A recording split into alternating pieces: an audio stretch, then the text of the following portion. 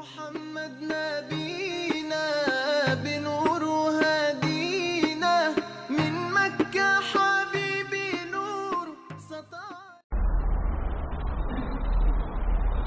الحمد لله نحمده ونستعينه ونستغفره ونؤمن به ونتوكل عليه ونعوذ بالله من شرور أنفسنا ومن سيئات أعمالنا من يهده الله فلا مضل له ومن يضلله فلا هادي له ونشهد أن لا إله إلا الله وحده لا شريك له ونشهد أن سيدنا ونبينا ومولانا محمدا عبده ورسوله صلى الله تعالى عليه وعلى آله وأصحابه وبارك وسلم تسليما كثيرا كثيرا. أما بعد فأعوذ بالله من الشيطان الرجيم. بسم الله الرحمن الرحيم. فاذكروني أذكركم واشكروا لي ولا تكفرون. يا أيها الذين آمنوا استعينوا بالصبر والصلاة إن الله مع الصابرين. صدق الله مولانا العظيم وصدق رسوله النبي الأمي الكريم ونحن على ذلك لمن الشاهدين والشاكرين والحمد لله رب العالمين. رب اشرح لي صدري ويسر لي أمري واحلل عقدة من لساني يفقهوا قولي. سبحانك لا علم لنا إلا ما علمتنا إنك أنت العليم الحكيم. اللهم انفعنا بما علمتنا وعلمنا ما ينفعنا. إن الله وملائكته يصلون على النبي يا أيها الذين آمنوا صلوا عليه وسلموا تسليما. اللهم صل وسلم وبارك على سيدنا ومولانا محمد وعلى آله وأصحابه وأتباعه وأزواجه وذرياته.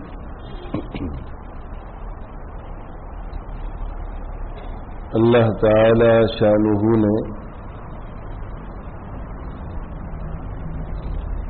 ہمیں ایک وقت مقرر کے لیے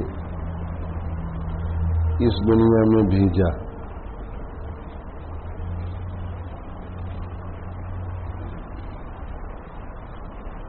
اور پیدائش سے لے کر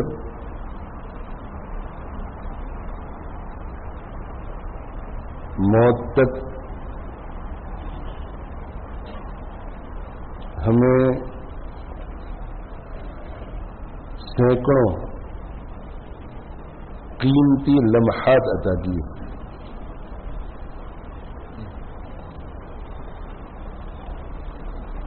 جو ان قیمتی لمحات کی قدر کر کے انہیں صحیح کاموں میں خرچ کرے گا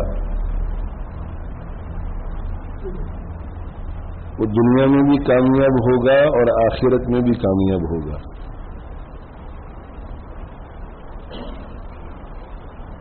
اور جو ان قیمتی لمحات کو ضائع کرے گا، جن کاموں میں خرچ کرنا چاہیے ان کاموں میں خرچ نہیں کرے گا،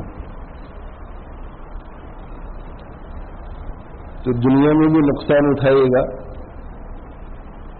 اور آخرت میں بھی نقصان اٹھائے گا. یہ جو زندگی کے قیمتی لمحات ہیں ان کا سب سے بدترین مصرف اللہ تعالی شانہ کی نافرمانی ہے.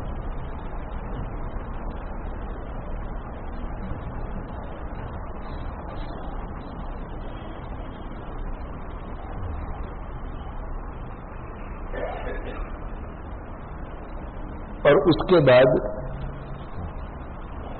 سب سے بدترین مصرف لایا ہے. یہ جو زندگی کے قیمتی لمحات ہیں یہ ایک اثاثہ ہے، یہ ایک پونجی ہے.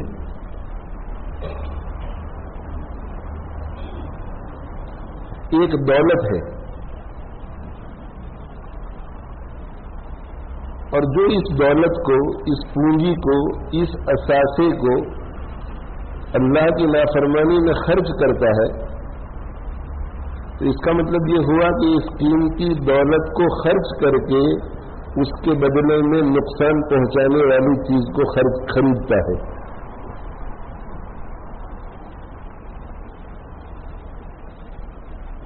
اس لیے کہ جو اپنے اوقات کو اللہ تعالی شانہ کی نافرمانی میں خرچ کرتا ہے تو اللہ اس سے ناراض ہوتا ہے، اور اللہ ناراض ہوتا ہے تو اس کا نتیجہ یہ ہوتا ہے کہ اللہ تعالی شانہ اس کے قلبی سکون کو چھین لیتے ہیں.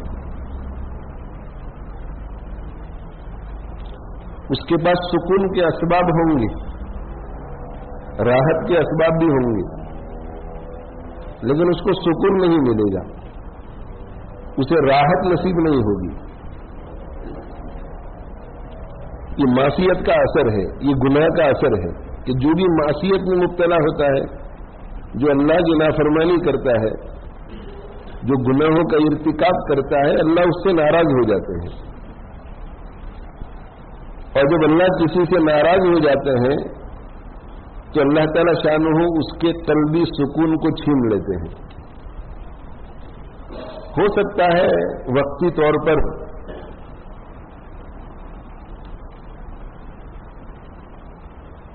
آزمائش کے طور پر، یا ناراضگی اللہ کی اتنی بڑھ گئی ہے کہ مزید اس کو گناہوں میں مبتلا کرنے کے لیے وہ قلبی سکون کو نہ چھینے. وَلَا يَحْسَبَنَّ الَّذِينَ كَفَرُوا أَنَّمَا نُمْلِي لَهُمْ لِأَنفُسِهِمْ خَيْرًا وَإِنَّمَا نُمْلِي لَهُمْ لِيَزْدَادُوا إِثْمًا وَلَهُمْ عَذَابٌ مُهِينٌ. اللہ کا انکار کرنے والوں کو، اللہ کی ناشکری کرنے والوں کو، اللہ کی نافرمانی کرنے والوں کو اگر ان کی نافرمانی کے نتیجے میں دنیا میں ان کی پکڑ نہ ہو تو یہ نہیں سمجھنا چاہیے کہ ہم جو کچھ کر رہے ہیں ٹھیک ہی ہے اور اس میں خیر ہی ہے. یہ تو اللہ تعالی شانہ انہیں اور ڈھیل دے رہے ہیں تاکہ یہ اور گناہوں میں بڑھے.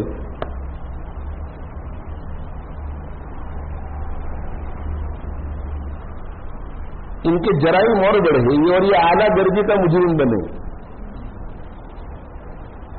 اور اللہ جل جلالہ عم نوالہ ایسے لوگوں کی پکڑ اس وقت کرتے ہیں جب وہ اعلیٰ درجے کے مجرم بن جاتے ہیں اور پھر انہیں رسوات العذاب میں مبتلا کرتے ہیں. اعاذنا اللہ من ذلک. اللہ تعالی شانہ ہماری حفاظت فرمائے. تو کبھی کبھی اللہ تعالی شانہ چانس دیتے ہیں کہ شاید توبہ کر لے، آج نہیں تو کل، کل نہیں تو پرسوں، پرسوں نہیں تو ترسوں. اور کبھی کبھی اللہ جل جلالہ عم نوالہ اتنے ناراض ہو چکے ہوتے ہیں کہ قلبی سکون کو چھینتے نہیں تاکہ وہ دھوکے میں پڑا رہے. یہ استدراج ہوتا ہے اللہ تعالی شانہ کی طرف سے. سنستدرجہم من حیث لا یعلمون. وہ گناہ کرنے والا یہی سمجھتا رہتا ہے کہ سب ٹھیک ہے، 10 سال سے تو میں گناہوں میں مبتلا ہوں، پھر بھی بڑی مزے والی زندگی ہے.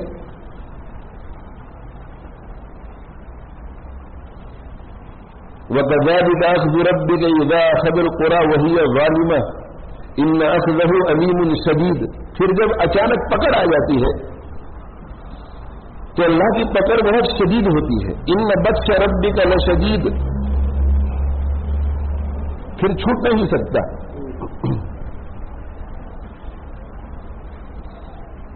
حجاج بن یوسف اس امت کا خونریز، اسے صفات و حاضر امہ کا لقب ملا. اس امت کا سب سے بڑا خونریز. اس کی تلوار کی زد میں جو آتا تھا وہ بچ نہیں پاتا تھا. مورخین نے لکھا ہے کہ 1,00,000 آدمیوں کو قتل کیا. جو بھی اس کی طبیعت کے خلاف جاتا تھا اسے قتل کر دیتا تھا. اور جب کسی سے ناراض ہو جاتا تھا اور گرفتاری کا وارنٹ جاری کرتا تھا تو گرفتاری کے لیے بھیجی جانے والی پولیس کو بلاتا تھا اور ان کے سامنے وہ قسم کھاتا تھا کہ جب تک یہ مجرم گرفتار ہو کر کے نہ آئے میں قسم کھاتا ہوں کہ اس وقت تک نہ کھانا کھاؤں گا نہ پانی پیوں گا.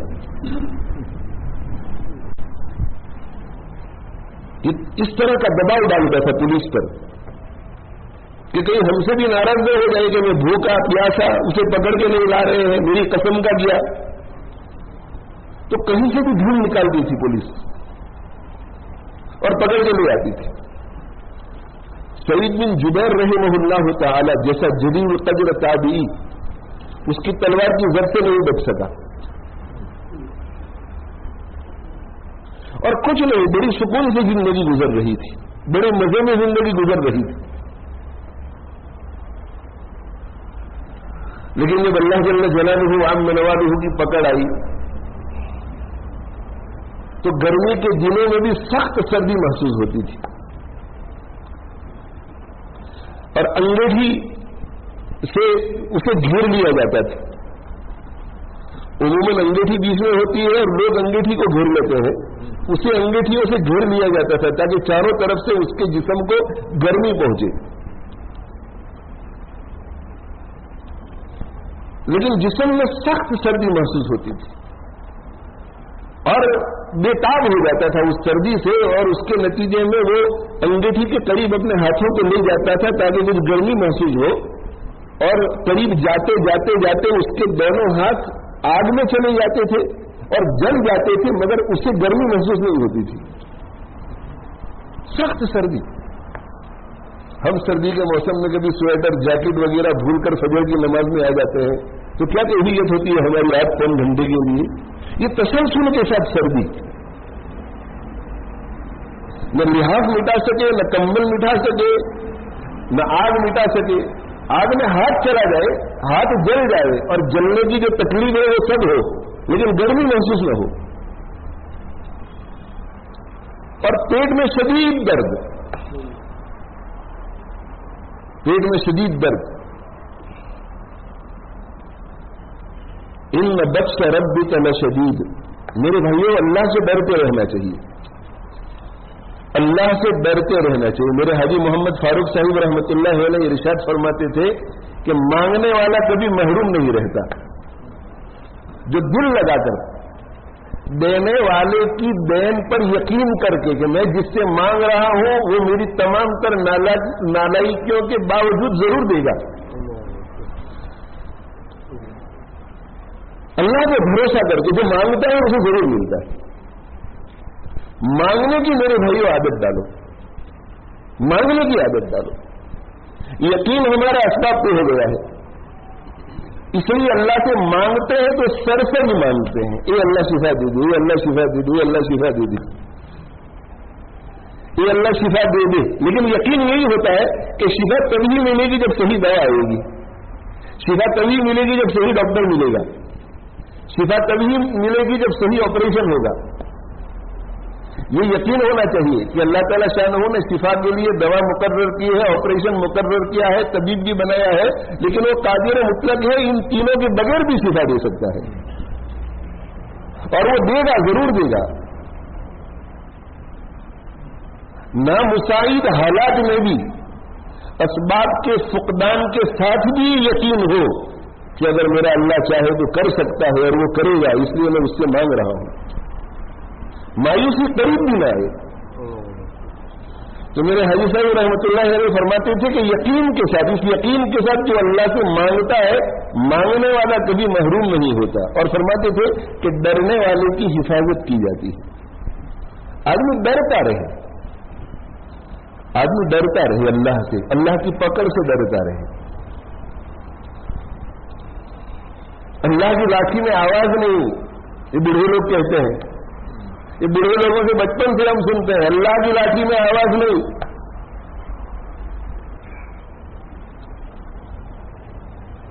اچانک گرتی ہے وہ لاٹھی بغیر آواز کے. اور یہ بوڑھے لوگوں سے بار بار ہم نے سنا کہ اللہ کے یہاں دیر ہے اندھیر نہیں،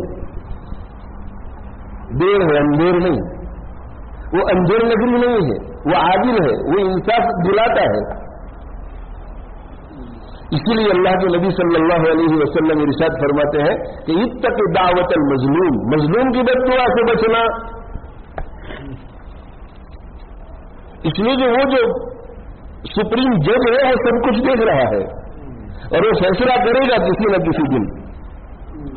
اتق دعوت المظلوم فإنه ليس بينها وبين الله حجاب.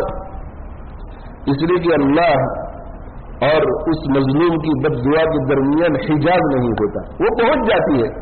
ہاں، پہنچنے کے بعد پھر اللہ فیصلہ کرتے ہیں کہ حکم کو نافذ کب کرنا ہے، اس میں تاخیر ہو سکتی ہے.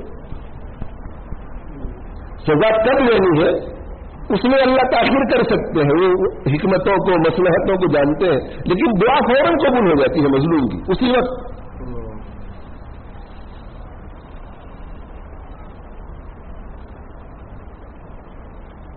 انسان تو انسان، جانوروں پر ظلم کرنے والے سے بھی بدلہ لیا جاتا ہے، چونٹی پہ ظلم کرنے والے سے بھی بدلہ لیا جاتا ہے. اور آخرت میں تو بدلہ لیا ہی جائے گا، اس دنیا میں بھی بدلہ لیتے ہیں.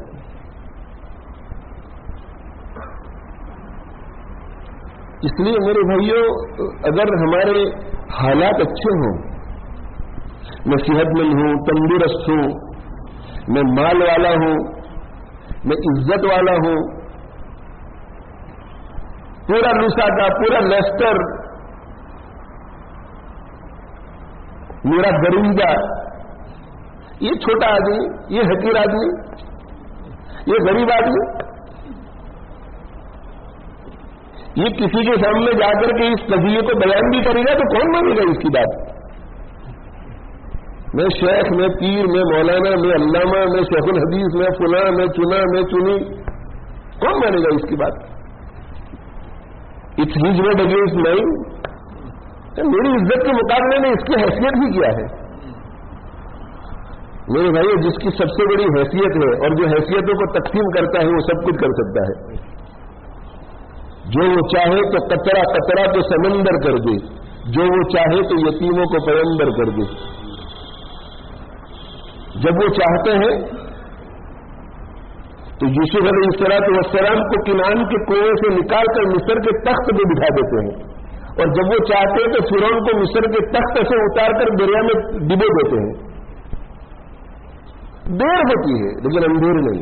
اور یہ دیر بھی اسی لیے کہ اللہ ناراض اتنے ہو جاتے ہیں کہ اسے اور موقع دیتے ہیں گناہ کرنے کا، تاکہ چارج شیٹ لمبی ہو. کوئی اسمگلر ہوتا ہے،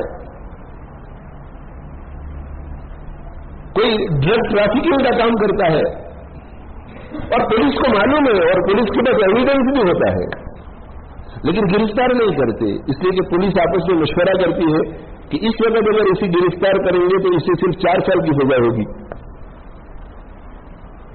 اسے اس ایویڈنس کو اکٹھا کر لو اور چھوڑ دو، اسے رہنے دو. پھر جرم کرے، پھر جرم کرے، پھر جرم کرے، ایویڈنس اکٹھا ہوتا رہتا ہے، اکٹھا ہوتا رہتا ہے.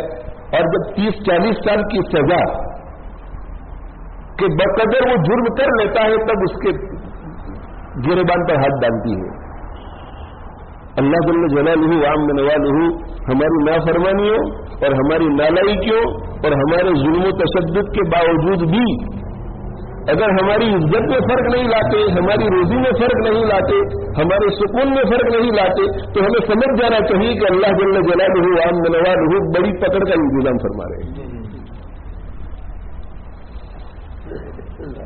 میں ہمیشہ میرے بھائیوں اپنے دوستوں سے کہا کرتا ہوں کہ آخرت کی تیاری کے اعتبار سے تو ایسا سمجھنا چاہیے کہ زندگی بہت چھوٹی ہے. میں 55 سال کا تو ابھی تو 15 سال میرے کم سے کم 70 سال کی عمر تک تو جئیں گے انشاءاللہ. ہیلتھ صحت سب ٹھیک ٹھاک ہے. میں تو ابھی 25 سال کا ہوں تو 35 سال تو کہیں نہیں ہے. آخرت کی تیاری کے اعتبار سے ہر وقت یہ سوچنا چاہیے کہ میں کسی وقت بھی جا سکتا ہوں, زندگی بہت مختصر ہے, میں کسی وقت بھی جا سکتا ہوں, زندگی بہت مختصر. لیکن فتنوں میں مبتلا کیے جانے کے اعتبار سے, اللہ کی پکڑ میں آنے کے اعتبار سے ایسا سوچنا چاہیے کہ زندگی اگر ابھی بہت لمبی ہے, کچھ بھی ہو سکتا ہے. 55 سال کی عمر کو پہنچنے کے بعد ایسا خیال آنا چاہیے کہ یار صرف 15 سال رہ گئے ہیں, اگر مجھے 70 تک ملے تو مجھے جلدی جلدی تیاری کرنی چاہیے آخرت کی. اور دوسرے اعتبار سے ابھی تو اگر میں 70 سال تک رہا تو 15 سال باقی ہے, پتہ نہیں 15 سال میں کب پھسل جاؤں, اللہ کی پکڑ میں کب آ جاؤں. ڈر کے رہنا چاہیے. ڈر دل میں پیدا ہو اللہ کی پکڑ کا. جس کے دل میں اللہ کی پکڑ کا ڈر پیدا ہو جاتا ہے اس میں تواضع آ جاتی ہے, اس میں ہمبلنس آ جاتا ہے, ایروگنس نکل جاتا ہے, پرائڈ نکل جاتی ہے. وہ دوسروں پر پھر ظلم نہیں کرتا, وہ تشدد نہیں کرتا. تو میرے حاجی صاحب رحمۃ اللہ علیہ فرماتے تھے کہ مانگنے والا محروم نہیں رہتا. خوب مانگو اللہ سے میرے بھائی, خوب مانگو. مانگو اللہ سے, مانگو یقین کے ساتھ مانگو, اور مانگنے کے نتیجے میں جب ملے گا تو یقین بڑھے گا. دوسری مرتبہ مانگو اور پھر ملے گا تو پھر یقین بڑھے گا. لیکن ہمارا حال یہ ہے کہ ہم مانگتے ہیں تو دل لگا کر نہیں, نظر اسباب پر ہوتی ہے, اور کبھی اسباب مفقود نظر آتے ہیں تو دل لگا کر دعا کرتے ہیں کہ اب تو اللہ ہی بچا سکتا ہے. اور پھر جب اللہ کوئی سبب پیدا کر کے بچا لیتا ہے تو بچنے کے بعد سبب پر نظر جاتی ہے کہ میں تو اس کی وجہ سے بچ گیا. تو یقین بڑھتا نہیں, اور جب یقین بڑھتا نہیں تو اللہ سے مانگنے کی عادت نہیں پڑتی.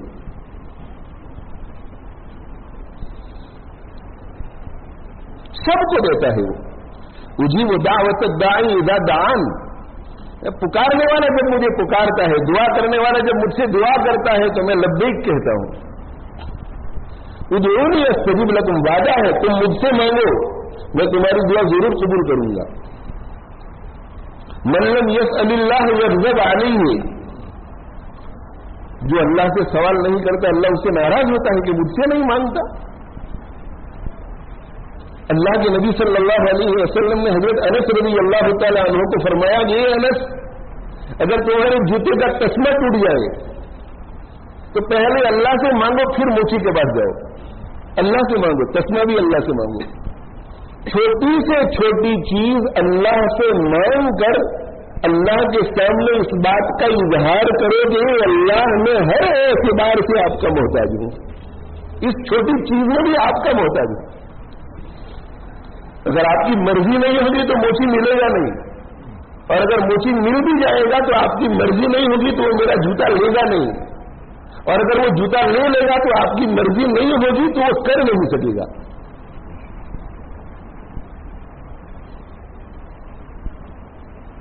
مانگنے والا محروم نہیں رہتا, اور ڈرنے والے کی حفاظت کی جاتی ہے. ڈرتے رہو میرے بھائیوں, ڈرتے رہو. اتنا ڈرنا نہیں ہے کہ اتنے ہم ڈر جائیں, اتنے ہم ڈر جائیں, اتنے ہم ڈر جائیں کہ اب نماز پڑھی نہ پڑھی فرق کیا پڑتا ہے, وہاں تو پکڑ ہی ہونے والی ہے.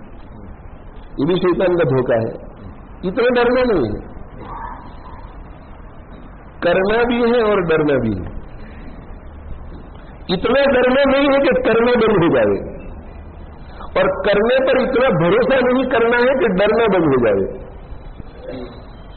نہ ڈرنا چھوٹے نہ کرنا چھوٹے, کرتے کرتے ڈرنا ہے, ڈرتے ڈرتے کرنا ہے. کرنا بھی ہے, ڈرنا بھی ہے, ڈرنا بھی ہے, کرنا بھی ہے. الایمان بین الخوف والرجا, یہ رجا ہے, جب امید ہوگی تو کرے گا, تو کرنا بھی ہے یعنی امید بھی رکھنی ہے, اور خوف ڈرنا بھی ہے. کرتے کرتے ڈرنا ہے، ڈرتے ڈرتے کرنا ہے.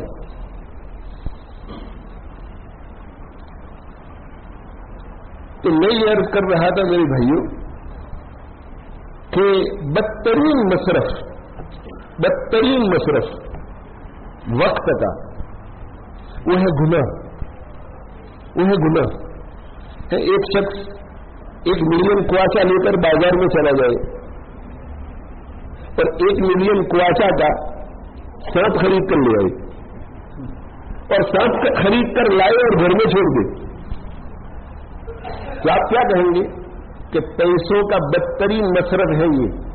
اس لیے کہ پیسے جو ایک اللہ کی نعمت ہے، اللہ کی طرف سے دیا گیا ایک انعام ہے، اس کے بدلے ایسی چیز خرید کر لے آیا جو اہل و عیال کے لیے بہت خطرناک. بچھو خرید کر لے آیا، شیر خرید کر لے آیا اور چھوڑ دیا گھر میں، بستی میں چھوڑ دیا. تو وقت جو ہے، وقت یہ بھی اللہ کی ایک نعمت ہے، اس کے بدلے میں اگر کوئی گناہ خریدے یہ بدترین مصرف. اس لیے گناہ کی تو قریب بھی نہیں جانا چاہیے، گناہ کے قریب نہیں جانا چاہیے، گناہ کے اسباب کے قریب نہیں جانا چاہیے، گناہ والی صحبت کے قریب نہیں جانا چاہیے، گناہ والے اڈوں کے قریب نہیں جانا چاہیے. اللہم اقسم لنا من خشیتک ما تحول به بیننا وبین معاصیک. اللہ کے نبی صلی اللہ علیہ وسلم دعا کرتے تھے کہ اللہ مجھے اتنی خشیت اور تیرا اتنا خوف دے دے کہ وہ میرے اور گناہوں کے درمیان دیوار بن جائے. جب بھی گناہ کا ماحول ہو، جب بھی گناہ کا ارادہ ہو، جب بھی گناہ کا وسوسہ ہو، جب بھی گناہ کا کوئی ٹولہ ہو اور ارادہ ہو جائے کہ میں بھی اس میں شریک ہو جاؤں، تو اچانک میرے دل پر تیرا خوف، تیری خشیت طاری ہو جائے اور وہ خشیت مجھے اس گناہ سے بچا لے. یہ معصوم پیغمبر ہمیں سکھانے کے لیے دعا کرتے تھے، اللہم اقسم لنا من خشیتک ما تحول به بیننا وبین معاصیک. صحابہ کرام رضوان اللہ تعالی علیہم اجمعین فرماتے ہیں کہ آپ کی اکثر مجلسیں اس دعا پر ختم ہوتی تھی. مجلس سے اٹھنے سے پہلے یہ دعا کرتے تھے، اللہم اقسم لنا من خشیتک ما تحول بیننا وبین معاصیک ومن طاعتک ما تبلغنا به جنتک ومن الیقین ما تهون به علینا مصائب الدنیا ومتعنا اللہم باسمائنا وابصارنا وقواتنا ابدا ما احییتنا واجعله الوارث منا واجعل ثارنا على من ظلمنا ولا تجعل مصیبتنا فی دیننا ولا تجعل الدنیا اکبر همنا ولا مبلغ علمنا. آپ دعا کرتے تھے اللہم باعد بینی وبین الخطایا کما باعدت بین المشرق والمغرب. اے اللہ آپ نے مشرق اور مغرب کے درمیان جتنا فاصلہ رکھا ہے میرے اور گناہ کے درمیان بھی اتنا ہی فاصلہ کر دیا. آپ یہ دعا کرتے تھے اللہم ارحمنی بترک المعاصی ابدا ما ابقیتنی. اے اللہ جب تک تو مجھے زندہ رکھے میرے اوپر رحم کر اور رحم کر کے مجھے گناہوں کو چھوڑنے کی توفیق دے. ہم بھی اللہ کی رحمت کو مانتے ہیں لیکن اللہ کی رحمت کے نتیجے میں ہمیں کواشا نظر آتا ہے. اے اللہ رحم فرما دے اور بینک بیلنس بڑھا دے. اے اللہ رحم فرما دے اور رزق کو بڑھا دے. اے اللہ رحم فرما دے صحت کو اچھی کر دے. اے اللہ رحم فرما دے اولاد کو بڑھا دے. اے اللہ رحم فرما دے عزت کو بڑھا دے. یہ بھی اللہ کی نعمتیں ہیں، یہ بھی مانگنے کی چیزیں ہیں. لیکن سب سے پہلے جو ٹاپ آف دا لسٹ ہونا چاہیے وہ یہ اللہ رحم فرما دے اور اس رحم کے نتیجے میں تیری معصیت سے بچا لے، تیری نافرمانی سے بچا لے. اے اللہ میری زندگی تیری نافرمانی سے پاک ہو. اس لیے کہ ادھر نافرمانی ہوئی کہ ادھر اللہ ناراض، ادھر نافرمانی ہوئی ادھر اللہ ناراض، اور ادھر فرما برداری والی زندگی بن گئی ادھر اللہ راضی. معصیت اللہ کی ناراضگی اور طاعت اللہ کی رضا، اللہ کی خوشی. اس کے لیے طائف میں جب آپ زخمی ہوئے اور بہت شدید زخمی ہوئے، ہو سکتا ہے کہ اللہ کے نبی صلی اللہ علیہ وآلہ وسلم کی پوری سیرت طیبہ میں جسمانی طور پر اور ذہنی طور پر آپ کو اتنی اذیت نہ پہنچی ہو ایک ساتھ جتنی اس وقت پہنچی تھی. چنانچہ آپ کو جب پوچھا گیا کہ سب سے زیادہ شدید دن آپ پر کون سا آیا تو آپ نے یہی قصہ بیان فرمایا. تو ذہن میں کیا بات تھی اس وقت جب مناجات اللہ کے ساتھ مناجات میں مشغول ہوئے؟ تو ذہن میں کیا بات تھی؟ یہی بات تھی کہ کہیں یہ جو کچھ پیش آیا اس وجہ سے تو نہیں کہ میرا اللہ مجھ سے ناراض ہے. اور ناراض اللہ کب ہوتا ہے؟ جب کوئی غلطی ہو جائے. تو خیال پہلے یہ آیا نبی کو، یہ تواضع اعلیٰ درجے کی، کہ کہیں ایسا تو نہیں کہ میری کوئی غلطی ہو گئی ہے، اس غلطی کے نتیجے میں ناراض ہو گئے ہیں اور اس ناراضگی کے نتیجے میں یہ مصیبت آئی ہے. اس لیے کیا مناجات میں کہا ان لم تکن ساخطا علی فلا ابالی. سب کچھ ہوا، جو کچھ ہوا آپ نے دیکھا، لیکن اللہ اگر تو مجھ سے راضی ہے تو مجھے کوئی پرواہ نہیں. سب کچھ چھین جائے لیکن تو راضی ہو تو مجھے کوئی پرواہ نہیں. اور سب کچھ رہے مگر تو ناراض ہو تو فکر کی بات ہے. سب کچھ رہے مگر اللہ ناراض تو میرے بھائیوں کچھ نہیں رہا. سب کچھ رہے مگر اللہ ناراض تو کچھ نہیں رہا. اور کچھ نہ رہے مگر اللہ راضی تو سب کچھ رہا. تم نہیں حاصل تو کچھ حاصل نہیں، تم ہوئے حاصل تو سب حاصل ہوئے. اگر ایک تو نہیں میرا تو کوئی سے نہیں میری، تو ایک میرا تو سب میرا، فلک میرا زمین میری. وہ جانتے تھے کہ اللہ کی رضا اصل ہے، اس لیے سب کچھ لوٹ گئے لیکن اللہ چاہیے مجھے. بلخ کی بادشاہ چھوڑ کر کے ابراہیم بن ادھم رحمۃ اللہ علیہ نے فقیری اختیار کر لی. وہ ذرا سمجھانے کے لیے آئے کہ بلخ کا تخت آپ کے انتظار میں ہے، آ جائیے آپ واپس. اب سمجھاتے رہے کہ نہیں میری یہی زندگی ٹھیک ہے.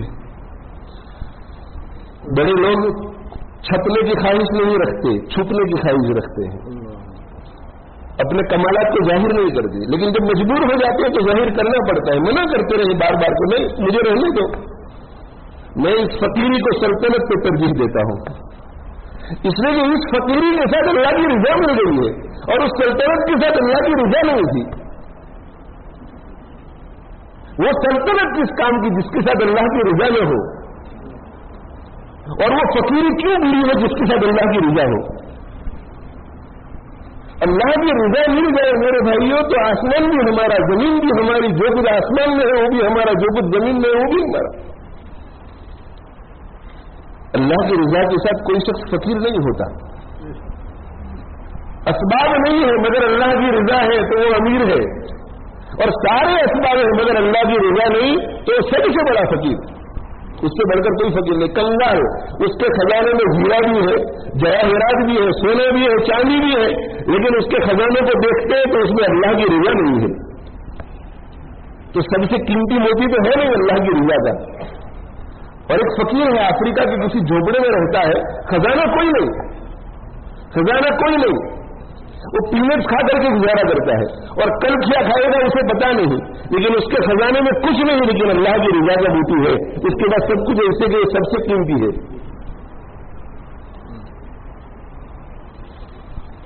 ابراہیم بن ادھم رحمۃ اللہ علیہ ٹالتے رہے، لیکن جب انہوں نے بھی اصرار اپنا باقی رکھا تو حضرت ابراہیم بن ادھم رحمۃ اللہ علیہ نے جو گدڑی اوڑی ہوئی تھی اس میں سے ایک سوئی نکالی. سوئی تھی اندر، اس لیے جو گھر بار تو کچھ تھا نہیں، وہ تو جنگل میں رہتے تھے، ترک دنیا کر چکے تھے شہری حد میں رہ کر. تو کپڑوں کے سینے کے لیے سوئی دھاگے کی ضرورت پڑتی تھی تو سوئی کو یوں کر کے اندر ڈال دیا تھا. گدڑی نے وہ سوئی نکالی اور سوئی کو وہاں ندی تھی یا دریا تھا اس میں ڈال دیا. وہ سب گزرا دائیں بائیں آگے پیچھے تشکیل کر رہے ہیں کہ سلطنت سلطنت سلطنت. یہ کیا، یہ فقیری سلطنت چھوڑ کے آپ آگے. لیکن اللہ کی رضا تھی، اور جب اللہ کی رضا ہوتی ہے تو سب کچھ ہوتا ہے. وہ سوئی نیڈل دریا میں ندی میں ڈال دی اور پھر کہا کہ یہ سمندر کی مچھلی ہو، یہ سمندر کی مچھلی ہو، ابراہیم بن ادھم کو اس کی سوئی دے دو. ابراہیم بن ادھم کی سوئی سمندر میں ہے، ندی میں ہے، دریا میں دے دو. ہزاروں مچھلیاں نمودار ہوئی اور ہر ایک کے منہ میں سونے کی سوئی تھی، سونے کی. ابراہیم بن ادھم رحمۃ اللہ نے فرمایا کہ یہ مچھلی ہو، ابراہیم کو یہ سوئی نہیں چاہیے، ابراہیم کو اس کی سوئی چاہیے. सारी मछलियां फिर वापस अंदर चली गई और एक मछली तैरती हुई किनारे तक आई और उसके मुंह में इब्राहिम रज़म रहमतुल्लाह अलैह की सुई थी। इब्राहिम रज़म रहमतुल्लाह अलैह ने उन वजीरों की तरफ देख करके कहा कि जिसको ये हुकूमत मिल गई हो बल्ख की हुकूमत से क्या करेगा? अगर एक तो नहीं मेरा तो कोई शय नहीं मेरी, तो एक मेरा तो सब मेरा, फलक मेरा ज़मीन मेरी। इसलिए मेरे भाइयों मासियत से हमें बचना है, मासियत से डरना है, बचना है। या अय्युहल्लज़ीना आमनुत्तकुल्लाह का उमूमी तौर पर तर्जुमा दिया जाता है कि ये क्या दिया जाता है? ईमान वालों अल्लाह से डरो, ईमान वालों अल्लाह से डरो। नहीं, ये इत्तकू जो है विकाया से माफूज है। विकाया का माना ढाल, और इसका जो मतलब है या अय्युहल्लज़ीना आमनुत्तकुल्लाह, ए ईमान वालों अपने और अल्लाह की नाफरमानी के दरमियान ढाल बना लो, ढाल बना लो। और ढाल कैसे बनाएंगे? अल्लाह से डर कर, यानी अल्लाह की नाफरमानी से डर कर। अल्लाह की नाफरमानी से डरो, इसलिए कि अल्लाह की नाफरमानी के नतीजे में अल्लाह की नाराजगी आती है, अल्लाह की पकड़ आती है। अल्लाह की नाराजगी और अल्लाह की पकड़ और अल्लाह की नाफरमानी से डरो और फिर बचो। और बचने का तरीका यह है कि नाफरमानी मत करो। अल्लाह की नाफरमानी से डरो और बचो, अल्लाह की नाराजगी से डरो और बचो। वक्त का बदतरीन मसरफ मेरे भाइयों ये अल्लाह की मासियत है, इसलिए कि वक्त खर्च करके अल्लाह की रजामंदी को खो दिया और अल्लाह की नाराजगी को खरीद कर ले आए।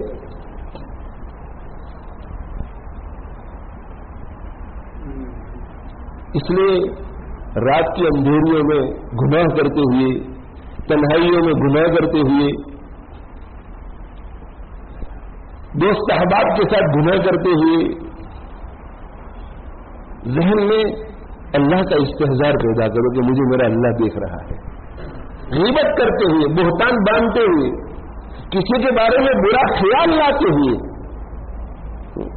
किसी के बारे में बुरा ख्याल लाते हुए, किसी मुसलमान भाई के बारे में बुरा ख्याल लाते हुए, मजलिस में बैठे हुए हैं, पुरवकार मजलिस है, किसी पे नजर पड़ गई, बुरा ख्याल दिल में आया, रहता है वो ख्याल। क्यों? इससे कि बुजुर्गी में कोई फर्क नहीं आता।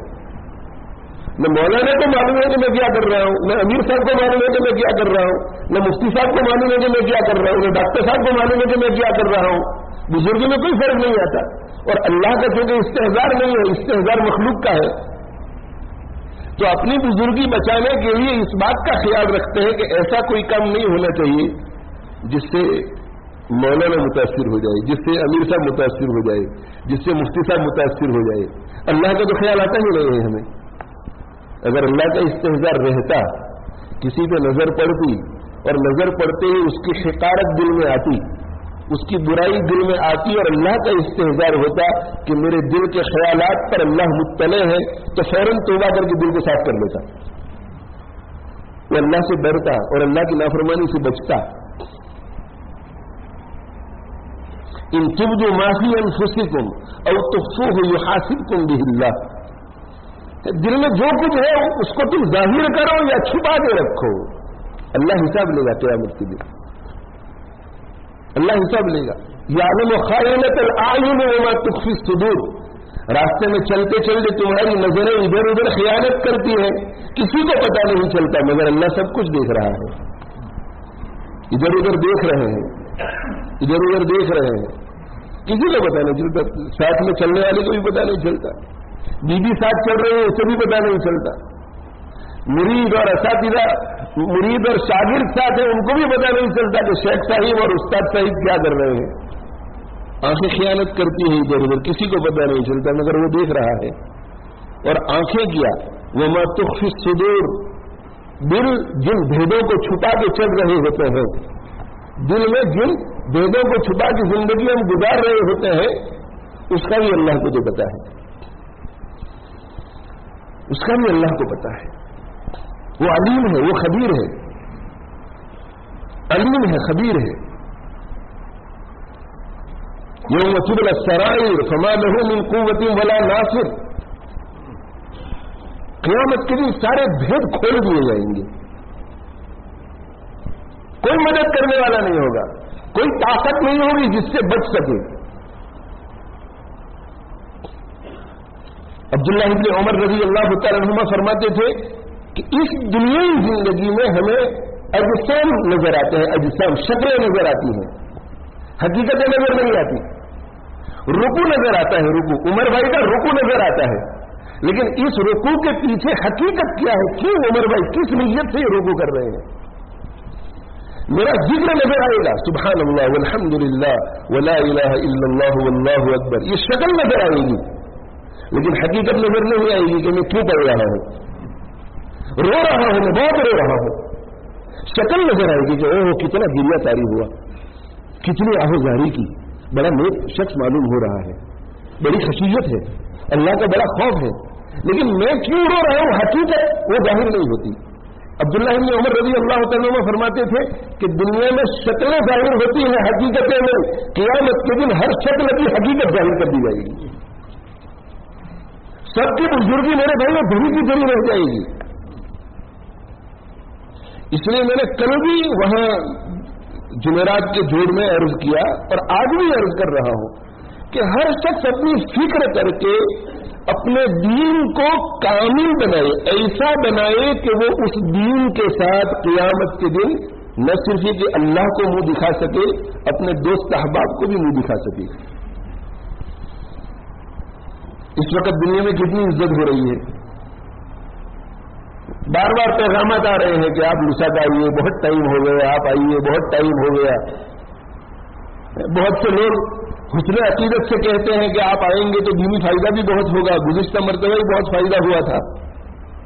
شکلوں کو دیکھ کر لوگ ابھی ہمارے ساتھ معاملہ کرتے ہیں, ظاہری شکلیں, بیان سن کر, مجلسوں میں بیٹھ کر, ظاہر میں جو برتاؤ ہوتا ہے اس کو دیکھ کر, اس کے پیچھے جو جذبہ کار فرما ہے اگر اچھا ہے تو انشاءاللہ آخرت میں بھی عزت ہوگی.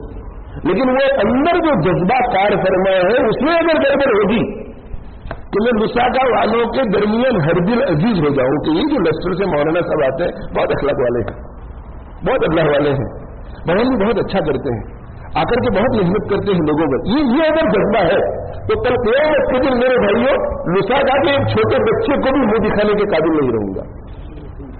بار بار یہ سوچو, بار بار یہ سوچو کہ یہ جو میں نے نماز ابھی پڑھی, یہ جو میں نے ابھی بیان کیا, یہ جو میں نے ابھی ذکر کیا, یہ جو میں نے اللہ کے راستے میں خیرات کی, اس کے پیچھے کون سا جذبہ کار فرما تھا. کیا میں ان لوگوں کو جنہوں نے میرے اس عمل کو دیکھ لیا ہے میں منہ دکھانے کے قابل رہوں گا قیامت کے دن؟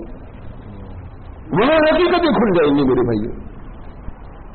پہلی بات تو یہ ہوگی قیامت کے دن کہ ساری شکلیں بھی ظاہر ہو جائیں گی. مثال کے طور پر ایک شخص ہے, اس کی ہمیں صرف اس وقت نیکیاں نظر آ رہی ہے اور وہ پردے کے پیچھے جو گندگیاں اس کی زندگی میں ہے وہ نظر نہیں آتی. تو کبھی کبھی اللہ ان گندگیوں کو دنیا ہی میں ظاہر کر دیتے ہیں, اور اگر نہیں ہوتی تو آخرت میں وہ گندگیاں اور اچھائیاں ساری شکلیں ظاہر کر دی جائے گی, اور پھر جو اچھائیاں ہیں ان کی حقیقتیں ظاہر کر دی جائے گی. نیت کیا تھی, نیت. تو ہماری دینداری, ہماری بزرگی, یہ سب دھڑا کا دھڑا رہ جائے گا. اس لیے بہت ضروری ہے کہ ہم بار بار اپنے دل کا جائزہ لیں, بار بار محاسبہ نفس کریں, بار بار ہمارے دل کا MRI اسکین کریں, CT اسکین کریں, ایکس رے کریں. اور یہ مشاہیر جو ہے وہ ہمیں بتلاتے ہیں کہ MRI اسکین کیسے کیا جاتا ہے, اس کا جائزہ کیسے لیا جاتا ہے, اور جائزہ لینے کے بعد جب اندر روگ نظر آتا ہے تو اس روگ کو کیسے دور کیا جاتا ہے. یہ کرنا میرے بھائی ضروری ہے, اپنے لیے ضروری ہے, تاکہ قیامت کے دن کی رسوائی سے ہم بچ جائیں. حضرت ڈاکٹر عبداللہ عارفی رحمۃ اللہ علیہ کا ایک ارشاد میں نے کسی کتاب میں پڑھا کسی جگہ پر کہ ڈاکٹر عبداللہ عارفی رحمۃ اللہ علیہ فرماتے تھے کہ قیامت کے دن جب ہماری شکلوں کی حقیقت کھولی جائے گی ہمارے سامنے, نامہ اعمال کھلے گا, نامہ اعمال کھلے گا. اقرا کتابت, اپنی بایوگرافی پڑھ, اپنی سوانح پڑھ. ابھی میرا نومبر میں حضرت مولانا عبداللہ کاپدرئی صاحب رحمۃ اللہ علیہ کی ملاقات اور ان کی عیادت کی غرض سے ہندوستان جانا ہوا. وقت کم تھا, لیکن میں حضرت مولانا قمر الزمان صاحب الہ آبادی دامت برکاتہم سے وعدہ کر چکا تھا کہ آئندہ جب بھی میں آؤں گا انشاءاللہ الہ آباد ضرور حاضری دوں گا. اس لیے کہ حضرت محبت والا شکوہ کیا کرتے تھے کہ باربیڈوس جاتے ہو، پناما جاتے ہو، زامبیا جاتے ہو، ملاوی جاتے ہو، امریکہ جاتے ہو، الہ آباد نہیں جاتے. تو میں نے کہا کہ حضرت اب جب بھی آنا ہوا انشاءاللہ میں ضرور آؤں گا. تو حضرت کے یہاں 2 دن ہم ٹھہرے اور بہت قیمتی ملفوظات اور قیمتی باتوں سے ہم بہراور ہوئے اور دل کو جلا ملی. بزرگوں کے پاس بیٹھنے سے میرے بھائی دل کو جلا ملتی ہے. بیٹھا کرو بزرگوں کے پاس. حضرت امام زین العابدین رحمہ اللہ تعالی حضرت زید بن اسلم کے پاس جا کر بیٹھا کرتے تھے. اسلم بھی غلام اور زید ان کے بیٹے، یہ غلامی والی زندگی گزارنے والے، لیکن اسلام علم اور عمل کی برکت سے زید بن اسلم کا مقام بہت اونچا ہو گیا تھا. تو امام زین العابدین رحمہ اللہ تعالیٰ تو سید خاندان کے تھے. حضرت حسین رضی اللہ تعالیٰ عنہ کے بیٹے، اللہ کے نبی صلی اللہ علیہ وسلم کے گھر کے چشم و چراغ، وہ ان کی صحبت میں جا کر بیٹھا کرتی تھی. تو کسی نے کہا کہ آپ آل رسول ہو کر ایک غلام کے پاس جا کر بیٹھا کرتے ہیں، میرا ٹھیک نہیں لگتا. تو جواب میں انہوں نے کیا کہا؟ انہوں نے یہ کہا کہ یہ نہیں دیکھا کرتے کہ سید ہے یا غلام ہے، دیکھا یہ کرتے ہیں کہ کس کے پاس بیٹھنے سے فائدہ ہوتا ہے. کہا کہ ان کے پاس بیٹھنے سے مجھے فائدہ ہوتا ہے اس لیے میں جاتا ہوں. آج کل میرے بھائی بہت سارے بہنیز آ جاتے ہیں، اس سے مجھے فائدہ تو ہوتا ہے مگر عمر میں مجھ سے بہت چھوٹا ہے، اس سے ذرا شرم لگتی ہے بیٹھنے میں. فائدہ بہت ہوتا ہے اور مجھے شرم بھی نہیں لگتی، میں بیٹھنے کے لیے بھی تیار ہوں، لیکن میرا فرینڈ سرکل جو ہے وہ اس سے تھوڑا دور ہے، وہ مجھے تانا دیں گے. یعنی مخلوق کی خاطر ہم اپنی آخرت کو میرے بھائیوں برباد کر رہے ہیں. یہ جن کی وجہ سے ہم اہل اللہ اور بزرگوں کی صحبت سے مستفید نہیں ہو رہے ہیں، یہ قیامت کے دن کوئی کام نہیں آئے گا، کوئی کام نہیں آئے گا. مفتی محمد تقی عثمانی صاحب دامت برکاتہم سے میں نے خود کئی مرتبہ سنا کہ ہمارے حضرت ڈاکٹر عبداللہ عارفی رحمۃ اللہ علیہ سے میں نے ایک ایسی بات سنی جو میری نظر سے کہیں نہیں گزری. بھائی ڈاکٹر عبداللہ عارفی رحمۃ اللہ نے کس مدرسے میں پڑھا تھا؟ بخاری کس سے پڑھی؟ مسلم شریف کس سے پڑھی؟ ترمذی کس سے پڑھی؟ جلالین شریف کس سے پڑھی؟ اور مفتی تقی عثمانی صاحب چھوٹے موٹے حضرت درجے کے عالم نہیں، عالم اسلام کے سب سے بڑے علماء میں آج ان کا شمار ہوتا ہے. عرب عجم ان کے سامنے گھٹنے ٹیکتا ہے. وہ کہتے ہیں کہ ہمارے ڈاکٹر صاحب سے میں نے ایک ایسی بات سنی جو کسی جگہ نظر سے نہیں گزری. یہ بات ڈاکٹر صاحب کی قلب میں اور ان کی زبان پر کہاں سے آئی؟ یہ تعلق میں اللہ کی برکت سے آتی ہے. اس لیے بڑے بڑے علماء بھی مشائخ کے پاس گھٹنے ٹیکتے تھے. حضرت مولانا قاسم نانوتوی رحمۃ اللہ علیہ اتنے بڑے عالم، ایسی انہوں نے اردو میں کتابیں لکھی ہے کہ آج کل کے تو اکثر علماء ان کو نہ سمجھ سکے. حضرت تھانوی رحمۃ اللہ علیہ فرماتے ہیں کہ حضرت کی بعض کتابیں میں نے پڑھی اور 1 صفحے 2 صفحے 3 صفحے میں نے پڑھے اور حل بھی کر سکے. حکیم الامت تو حکیم الامت تھے، لیکن فرماتے ہیں کہ اس میں مجھے محنت بہت کرنی پڑی. تو محنت بہت کرنی پڑی تو میں نے بند کر کے رکھ دی ایک طرف کہ اس کتاب کو سمجھنے کے لیے جو مجھے بہت اتنا اعلیٰ درجے کا علم. ان سے کسی نے کہا کہ آپ اتنے بڑے عالم، اتنے بڑے عالم، لقب ملا قاسم العلوم والخیرات، آپ اتنے بڑے عالم اور ایک غیر عالم کے ہاتھ پر بیٹھ ہو گئے اور ان کی صحبت میں جا کر کے بیٹھتے، کیا دیکھا آپ نے ان میں؟ تو مولانا قاسم نانوتوی رحمۃ اللہ علیہ نے فرمایا کہ مجھے جو ان سے عقیدت ہو گئی ہے وہ ان کے علوم کی وجہ سے، ان کے علوم کی وجہ سے مجھے عقیدت ہوئی ہے. اسی وجہ سے حضرت گنگوہی اور حضرت نانوتوی رحمۃ اللہ علیہما دونوں کا آپس میں کسی مسئلے میں اختلاف ہو جاتا تھا اور بحث و مباحثہ ہوتا تھا تو حضرت نانوتوی رحمۃ اللہ علیہ فرماتے تھے کہ حاجی صاحب سے ہم پوچھ لیں گے، حاجی صاحب سے پوچھ لیں گے، علمی مسئلہ حاجی صاحب سے پوچھیں گے. اور اللہ تعالیٰ شان وہ ایسا فضل فرماتے تھے. ایک مرتبہ علماء کے درمیان بحث چھڑ گئی کہ مدینہ منورہ جانے والے کو کیا نیت کرنی چاہیے، مسجد نبوی کی زیارت کی یا روضہ پاک کی زیارت کی. ایک ہی نہیں مسئلہ ہے علماء کے درمیان، معرکۃ العرب مسئلہ بن گیا ہے یہ. لیکن ائمہ اربعہ رحمہم اللہ تعالیٰ کا اس بات پر اتفاق ہے. ملا علی قاری رحمۃ اللہ علیہ فرماتے ہیں کہ ائمہ اربعہ اور علماء محققین کا اس بات پر اتفاق ہے کہ مدینہ منورہ جانے والے کو اللہ کے نبی صلی اللہ علیہ وسلم کے روضہ پاک کی زیارت کی نیت کرنی چاہیے، اس لیے کہ یہ عمل بہت ہی مستحسن ہے اور اللہ کے قرب کو لانے والا ہے. تو مسجد نبوی کی زیارت کی بھی نیت کرے اور روضہ پاک کی زیارت کی بھی نیت کرے. تو چھڑ گئی. بعض علماء کہتے تھے کہ مسجد نبوی کی زیارت کی نیت کر کے جانا چاہیے. لا تشد رحال الا الى ثلاثه مساجد، علماء سمجھ رہے ہیں. اور کچھ کہہ رہے تھے کہ نہیں، اللہ کے نبی صلی اللہ علیہ وسلم کے روضے کی زیارت کی بھی نیت کر لیتے ہیں. حاجی صاحب رحمۃ اللہ علیہ خاموش بیٹھے ہیں، عالم نہیں ہے. ابھی ہم مولانا رشید صاحب کے ساتھ کسی مسئلے میں الجھ جائیں تو امیر صاحب کیا کریں گے؟ بیٹھ کے خاموش نہیں چلیں گے. غیر عالم بیچارہ کیا بولے گا کہ یہ تو علماء کی چیز ہے. حاجی صاحب خاموشی سن رہے ہیں اور علماء کی بحث ہو رہی ہے.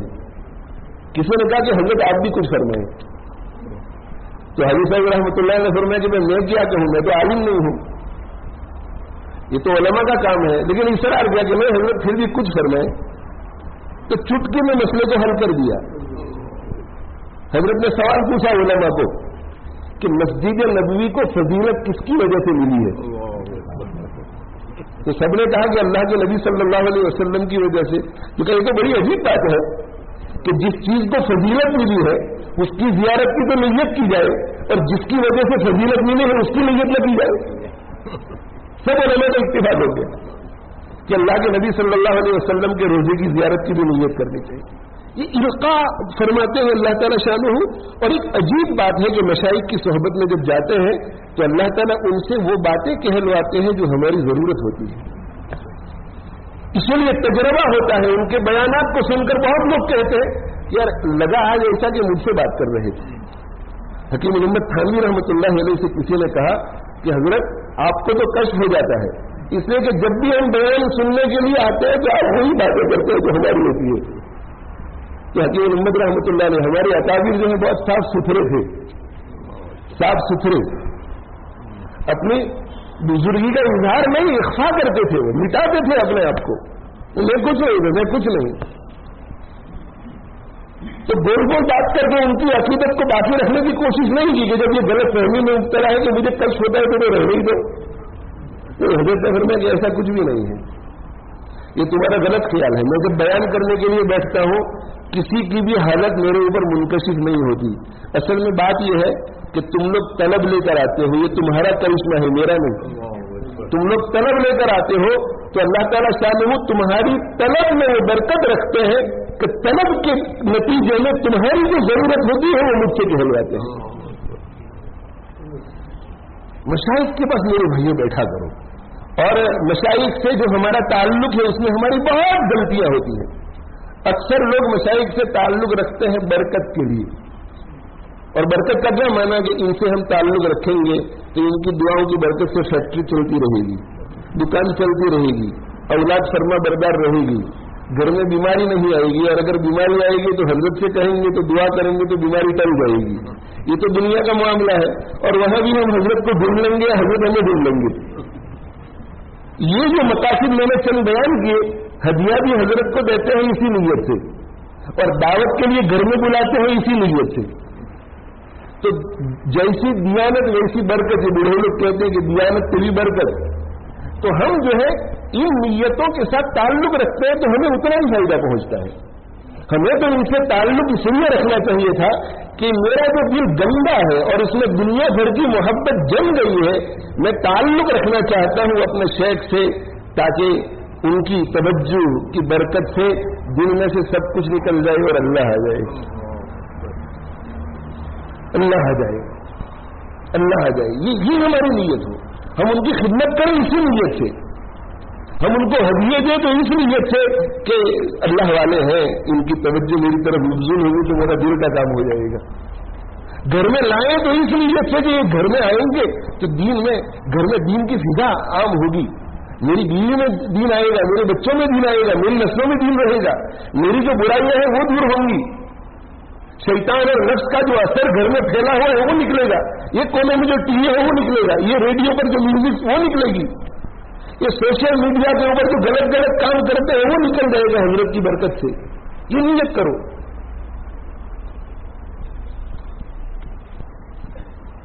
تو میں میرے بھائی یہ عرض کر رہا ہوں کہ ہمیں آخرت کی فکر کرنی ہے اور آخرت کی فکر کو سامنے رکھ کر دل کو سنوارنا ہے اور اس کے لیے بزرگوں کے پاس جانا ہے تاکہ ان کی باتوں سے ہم فائدہ اٹھائیں. تو ڈاکٹر عبد العارفی رحمۃ اللہ علیہ نے عجیب بات ارشاد فرمائی. ڈاکٹر صاحب نے فرمایا کہ دیکھو قیامت کے دن جب ہمارے نامہ اعمال کھولے جائیں گے تو میں حضرت مولانا قمر الزمان صاحب دعوت برکاتہم کی بات کر رہا تھا کہ بہت نفع محسوس ہوا 2 دن میں. اور حضرت نے وقت بھی بہت دیا. رات کو 1-1 1:30 بجے تک بیٹھے. 2 رات ہم ٹھہرے تو 1 اور 1:30 بجے تک بلکہ 2 بجے تک اور مسلسل بات کرتے رہے. کچھ خطوط بھی بتلاتے رہے. یعنی مطلب ہے کہ ایسے حضرت نے ہمارے ساتھ معاملہ کیا کہ یہ لوگ آئے ہوئے ہیں ان کو فائدہ پہنچے. پھر پورے الہ آباد کی سیر کرانے کا جو پروگرام تھا صبح کو صاحبزادے کے ساتھ تو حضرت نے ہمیں رخصت کر دیا چائے پلا کر کے اور کہا کہ اتنے بجے گاڑی تم کو لینے کے لیے آ جائے گی تو تم پورے الہ آباد کی سیر کر لو. تو ہم نے دیکھا گاڑی آئی تو حضرت بیٹھے ہوئے تھے. حضرت نے فرمایا کہ تم کم وقت کے لیے آئے ہیں تو میں نے سوچا کہ کچھ وقت ساتھ گزر جائے تو اچھا ہے میں بھی ساتھ ہی رہوں. اور اتنا فائدہ ہے اس میں بھی کہ تھوڑی تھوڑی دیر کے بعد حضرت کچھ نہ کچھ فرماتے تھے. یعنی احسان فرمائے. بڑے ہمارے اوپر احسان فرماتے ہیں. تو گفتگو کچھ ایسی چل رہی تھی تو اس میں حضرت نے ایک بات بتائی. یہ اقرا کتابت میں نے ترجمہ اس کا یہ کیا کہ اپنی بایوگرافی اور سوانح کو پڑھ لو. قیامت کے دن کہا جائے گا. بایوگرافی لکھتے ہیں نا لوگ, آٹو بایوگرافی خود کی بھی لکھتے ہیں اور دوسرے لوگ لکھتے ہیں تو بایوگرافی لکھتے ہیں. تو حضرت مولانا فرمانے لگے. ایک مولانا کا نام لے کر حضرت سے قریبی تعلق والے ہیں غالباً مولانا موسیٰ کرمادی صاحب کہ انہوں نے مجھ سے کہا کہ حضرت آپ اپنی زندگی میں اپنی سوانح لکھ لیجیے, اپنے حالات خود لکھیے. اس سے کہ آپ جب خود لکھ کر کے جائیں گے تو اس میں صحیح غلط کر کی کوئی بات ہی نہیں ہوگی. بعد والے لکھیں گے تو یہ صحیح ہے یہ غلط ہے. آپ خود لکھ کر کے جائیے. تو حضرت نے فرمایا کہ میں خاموش رہا مگر جب وہ مجھے کہتے ہی رہے تو میں نے مولانا موسیٰ صاحب سے کہا کہ میری سوانح جو تیار ہو رہی ہے کہ تو بہت خوش ہوئے. مولانا بہت خوش ہوئے کہ میری سوانح تو ایک ایک لفظ لکھا جا رہا ہے, ایک ایک حرف لکھا جا رہا ہے اور بہت مستند اور اوتھینٹک میری سوانح ہوگی. تو مولانا نے پوچھا کہ حضرت کون کام کر رہا ہے اس کے اوپر؟ تو حضرت سمجھتے کہ میں نے کہا کہ یہ جو فرشتے کام کر رہے ہیں. تب میری آپ کو مستند سوانح اگر دیکھنا ہو تو قیامت کے دن دیکھ لینا, اس سے کہ اس میں ہر اچھی بری چیز لکھی ہوئی ہوگی. اقرا کتابت, اپنی کتاب کو پڑھ, اپنی کتاب زندگی کو پڑھ. کفا بنفسک الیوم علیک حسیبا. آج کوئی اور تیرا حساب کرے اس کی کوئی ضرورت ہی نہیں ہے. عمر بھائی جب اپنی کتاب دیکھیں گے, کتاب زندگی اور پیجز کو فلپ کریں گے ادھر سے ادھر تو ان کو نظر آ جائے گا کہ اچھائیاں کتنی ہے برائیاں کتنی ہے اور ان کو یقین ہو جائے گا کہ یہ سب ریکارڈ بالکل کریکٹ ہے, صحیح ہے. ہمارے دادا دیکھیں گے تو ان کو پتہ چل جائے گا کہ واقعی کسی کی کتاب میں اچھائی زیادہ ہوگی, کسی میں برائی زیادہ ہوگی. ہر شخص کتاب کو دیکھتے ہی خود فیصلہ کر لے گا کہ میں جنتی ہوں یا جہنمی. ما لهذا الكتاب لا يغادر صغيرة ولا كبيرة الا احصاها. وہ کہے گا کہ یہ کتاب تو عجیب ہے, اس نے نہ کسی بڑی چیز کو چھوڑا ہے نہ چھوٹی چیز کو. یوم تجد كل نفس ما عملت من خیر محضرا وما عملت من سوء. جس دن ہر شخص قیامت کے دن, قیامت والے دن جب ہر شخص اپنی اچھائی اور اپنی برائی کو کتاب میں لکھا ہوا پائے گا اور دیکھ لے گا جو ہے اس کے اندر تو سب کچھ ہے اور اب قدر ہونے والی ہے تو دل میں کیا تمنا کرے گا؟ تود لو ان بینها وبینه امدا بعیدا. تو دل میں تمنا کرے گا کہ کاش کہ یہ قیامت کا حساب والا دن اس کے اور میرے درمیان ایک لمبی مسافت ہوتی تاکہ مجھے آج حساب نہ دینا پڑتا. تو ڈاکٹر صاحب فرماتے تھے کہ قیامت کے دن جب ہمارے نامہ اعمال پر نظر پڑے گی اور جب ہم دیکھیں گے کہ نامہ اعمال میں تو برائیاں ہی برائیاں ہیں، جو اچھائیاں تھی وہ بھی نیت کی خرابی کی وجہ سے بری ہے. اور ابھی ہم دیکھ رہے ہوں گے، ڈاکٹر صاحب فرماتے ہیں کہ اگر ہم دیکھ رہے ہوں گے ابھی تو، اور اللہ تعالیٰ شانہ ہم سے یہ کہیں کہ دیکھو بچنے کا ایک ہی طریقہ ہے، ابھی صرف پرائیویٹ ہے ہمارے اور اللہ کے درمیان، کسی کو پتہ ہے ابھی ہم نے ہی دیکھا ہے. بچنے کا ایک طریقہ ہے، چپکے سے اللہ بات کریں گے. بچنے کا ایک طریقہ ہے جہنم سے بچنے کا. تمہیں یقین ہو گیا نا کہ جہنم میں جائیں گے؟ ہاں یقین ہو گیا. بچنے کا ایک طریقہ ہے. کیا طریقہ ہے؟ تمہاری بیوی کو دیکھ لینا دو، تمہاری بیوی دیکھ لے. شیخ سے کہا جائے گا کہ ایک مرید کو بلاتے ہیں، وہ دیکھ لے ذرا، وہ جو آپ کا خادم خاص تھا اسے دیکھ لینے دو. استاد سے کہا جائے گا کہ شاگرد کو، شاگرد سے کہہ دے گا یہ جو تمہارے استاد تمہارے بہت معتقد تھے، بہت محبت، ان کو دیکھ لینے دو. امام سے کہا جائے گا کہ آپ کا مقتدی ذرا دیکھ دے، ایک آدمی کو دیکھ لینے دو. ڈاکٹر صاحب فرماتے ہیں کہ ہمارے نامہ اعمال اتنے گندے ہیں کہ ہم جہنم میں جانا گوارا کریں گے، لیکن کوئی دیکھے ہوئے ہم گوارا نہیں کریں گے. یہ وہ لوگ ہیں میرے بھائیوں جن کے سامنے حقیقتیں ہیں. اس لیے اللہ تعالیٰ شانہ نے ہمیں دنیا میں ایک وقت مقرر کے لیے بھیجا ہے، اور اس وقت مقرر میں اللہ تعالیٰ شانہ یہ دیکھنا چاہتے ہیں کہ ہم اچھے اچھے کام کریں، برے کاموں سے بچیں. تو اچھے اچھے کام کرنا ہے، برے کاموں سے بچنا ہے. اور یہ جو قیمتی لمحات ہیں ان کا بدترین مصرف گناہ ہے، معصیت ہے. معصیت سے بچنا ہے، گناہ سے بچنا ہے. اور گناہ سے بچنے کا نام تقویٰ ہے. گناہ سے بچنے کا نام عمل صالح ہے. گناہ سے بچنے کا نام اسلام ہے. گناہ سے بچنے کا نام کمال ایمان ہے. گناہ سے بچنے کا نام استقامت ہے. یہ کام ہمیں کرنا ہے، گناہوں سے بچنا ہے. کوشش کرو میرے بھائیوں، فہرست بناؤ، لکھو کہ میری زندگی میں یہ ہے، میری زندگی میں یہ ہے. اور میں جب عمر سے ملاقات کرتا ہوں تو مجھ سے غیبت ہو جاتی ہے. مولانا رشید صاحب کے پاس جاتا ہوں تو غیبت نہیں ہوتی. مولانا محمد کے پاس جاتا ہوں تو جائزہ لو اپنی زندگیوں کا جائزہ لو. پھر عمر سے بات کرو کہ عمر دیکھو میری زندگی میں آپ ایک ایسے دوست ہیں کہ جب بھی ہم بیٹھتے ہیں تو بات شروع ہو جاتی ہے فلاں جی فلاں جی فلاں جی. باقی سب دوستوں کے پاس جاتے ہوں ایسا نہیں ہوتا. تمہارے لیے بھی برا ہے، میرے لیے بھی برا ہے. چلو ہم طے کر لیتے ہیں کہ آج کے بعد کسی اور کی بات نہیں کرنی ہے. اور اگر میں کروں تو تم مجھے روک دینا، تم کرو تو میں تم کو روک دوں گا. ایک پلان بناؤ. اور اگر کوئی بات سمجھ میں نہ آئی تو اپنے یہ شیخ بھی ہوتا ہے، اس لیے ہوتا ہے کہ ہم دین پر نہ چل سکے تو شیخ کو کہو کہ اللہ کے اس حکم پر میں عمل نہیں کر پا رہا ہوں، آپ میری مدد کیجیے. اب وہ دعا کریں گے، توجہ کریں گے، اور وہ جو ہے رہنمائی کریں گے ہماری. ایک مدرسے میں چند مدرس رہتے تھے، ان میں سے ایک مدرس کا قاری صدیق باندھی رحمۃ اللہ علیہ سے تعلق تھا. تو انہوں نے قاری صدیق صاحب رحمۃ اللہ علیہ پر خط لکھا کہ حضرت ہم 3 مدرس ہیں جو مدرسے ہی میں رہتے ہیں، نہ ان دونوں کی فیملی ہے نہ میری فیملی، تو ہم ایک دوسرے کے لیے فیملی بن گئے ہیں. تو فارغ وقت میں مطالعہ سے فارغ ہو جاتے ہیں، کھانے پینے سے فارغ ہو جاتے ہیں، پڑھانے سے فارغ ہو جاتے ہیں، تو ذرا گپ شپ کی مجلس شروع ہو جاتی ہے. اور اس گپ شپ کی مجلس میں غیبت شروع ہو جاتی ہے. اب مجھے اس مجلس کو چھوڑ دینا چاہیے، لیکن مجلس میرے کمرے میں ہو رہی ہے. وہ دونوں میرے کمرے میں پہلے سے آنے کا معمول ہے ان کا بیٹھنے کے وقت میں. اور مجھے ان کو کہنا چاہیے کہ یہ غیبت ہو رہی ہے، غلط کام ہو رہا ہے، اسے بند کرو.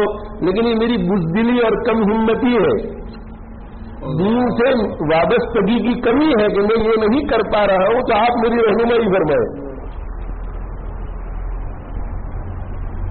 اب مجھ سے آپ سے کوئی پوچھتا تو ہم کہتے کہ اس میں کیا رہنمائی کرو، صاف صاف کہہ دیں ان کو. لیکن شیخ ہوتا ہے. حضرت نے فرمایا کہ جب وہ دونوں آئے تو ان کی چائے سے ضیافت جیسے کرتے ہیں ویسے ضیافت کرو. 5, 7, 10 منٹ میں ضیافت بھی کرو، خیر خیریت بھی پوچھو، اور اس کے بعد پہلے سے ایک کتاب تیار رکھو. اور ان سے یہ کہو کہ گزشتہ کل ایک کتاب کا مطالعہ کر رہا تھا، اس میں ایک مضمون بہت اچھا تھا، میرا دل چاہتا ہے کہ تمہیں بھی سنا دو. اور کیا پڑھنا شروع کر دو اور پڑھتے رہو جب تک کہ تمہاری مجلس کا رقم ختم نہ ہو جائے. حضرت نے وہاں پہ جواب دیا. انہوں نے اس پہ عمل کیا تو 3 دن کے بعد ان دونوں نے آنا ہی بند کر دیا. نجات مل گئی نا دیکھو آسانی سے. فکر ہو فکر کہ میری زندگی میں کیا کیا برائیاں ہیں, ان برائیوں کو میں کیسے نکالوں. خود کوشش کرو. حکیم الامت تھانوی رحمۃ اللہ علیہ تو یہ فرماتے تھے کہ زندگی میں اگر کوئی برائی ہے تو برائی اللہ کی معصیت, اس کا تو کسی کے سامنے ذکر بھی نہیں کرنا چاہیے. یہ تو بہت خطرناک چیز. اللہ تعالیٰ شانہ گناہ سے بچائے, یہ تو بہت بڑا احسان اللہ کا. لیکن ہم گناہ کریں اور اس گناہ کا کسی کو پتہ نہ چلے, یہ بھی اللہ کا بہت بڑا احسان. اور گناہ کا کسی کو پتہ نہیں چلتا اور ہم پھر بتلاتے ہیں. رات کو جو فلم تھا یہ اب بتا رہے ہیں آپ, تو اللہ اس سے بہت ناراض ہوتے ہیں. اور حدیث میں آتا ہے کہ ایسے شخص کی مغفرت نہیں ہوگی. اس لیے کہ اللہ تعالیٰ شانہ یہ کہتے ہیں کہ تو نالائق میری نافرمانی کر رہا تھا اور میں اپنی رحمت اور ستاری کے پردے سے تجھے چھپا رہا تھا, اور تو ہی میری ستاری کے پردے کو چاک چاک کر رہا ہے. اتنی دادا گیری, اتنی بے باکی کہ لوگوں کو بتلا رہا ہے کہ یہ گناہ میں کر رہا تھا.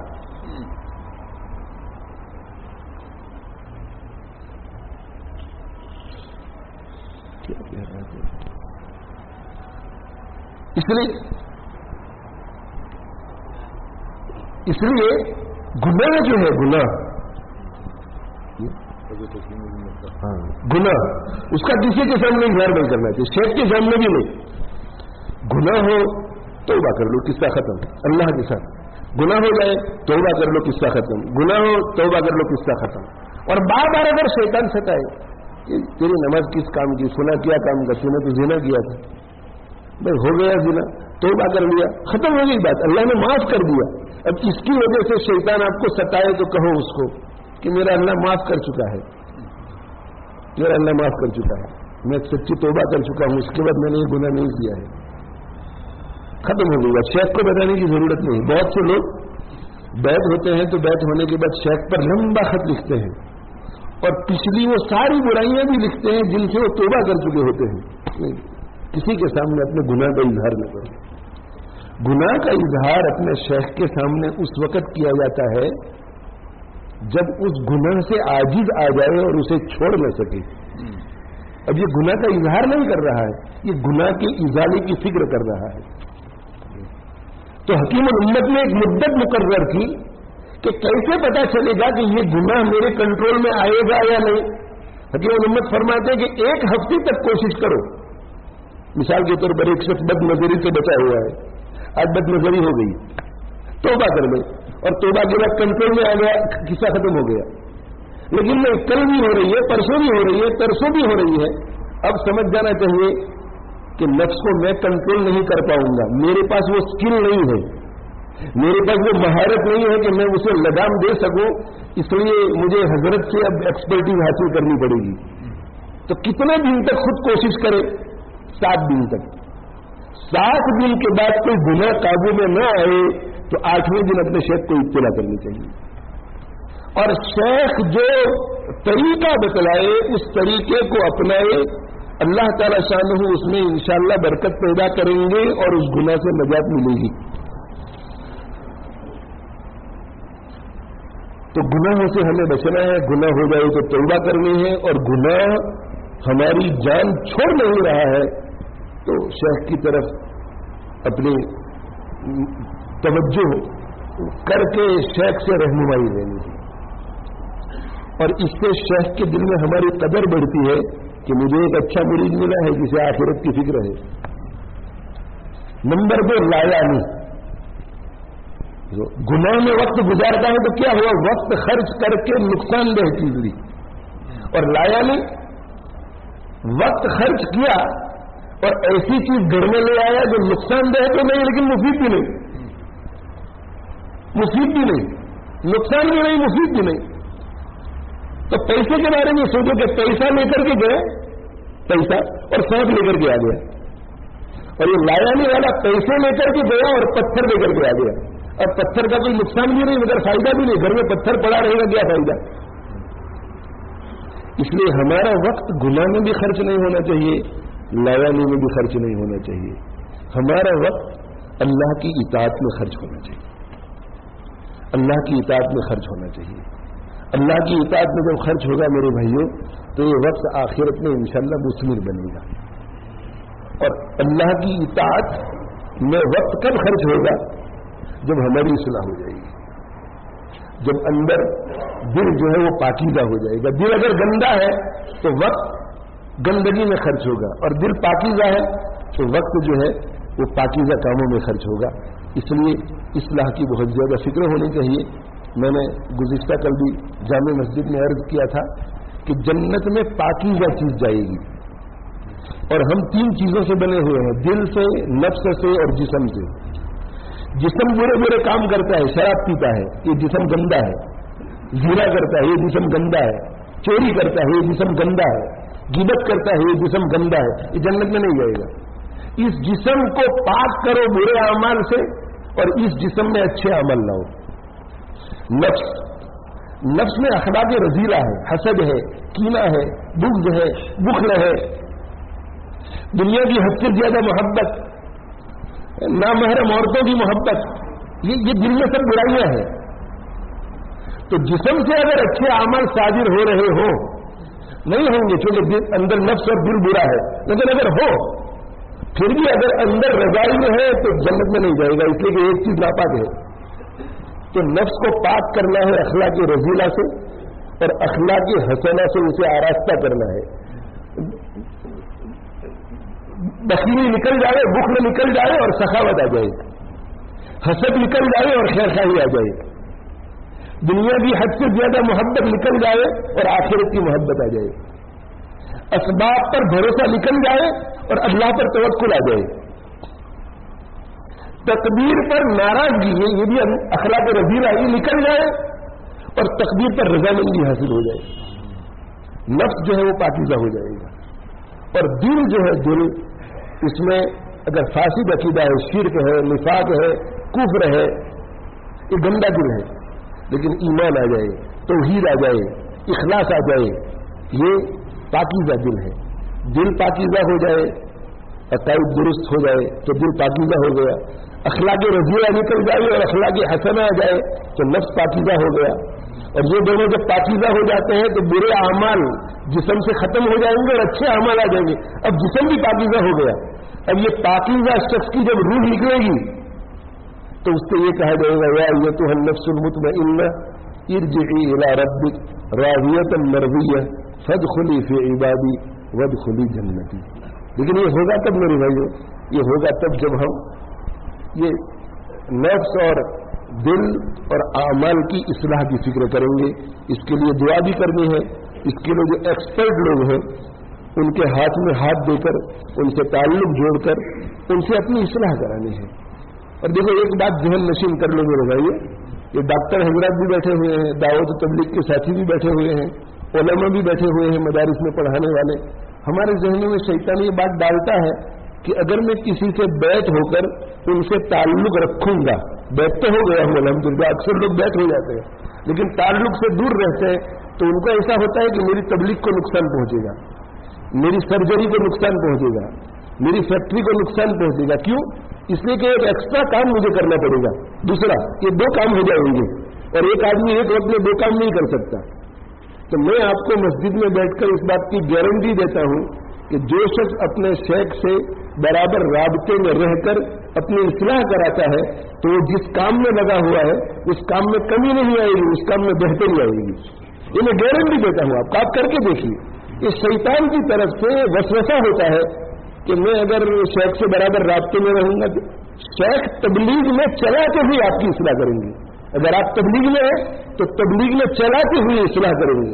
اگر آپ حدیث پڑھا رہے ہیں تو حدیث کے مطالعے میں کوئی کمی نہیں ہونے دے گا. شیخ اتنا ذکر نہیں دے گا کہ آپ مطالعہ نہ کر سکے، وہ حدیث میں چلاتے ہوئے آپ کی اصلاح کریں گے. آپ اگر تجارت میں ہے تو یہ نہیں کہے گا کہ دکان بند کر دو، فیکٹری بند کر دو، وہ فیکٹری اور دکان میں چلاتے ہوئے آپ کی اصلاح کرے گا.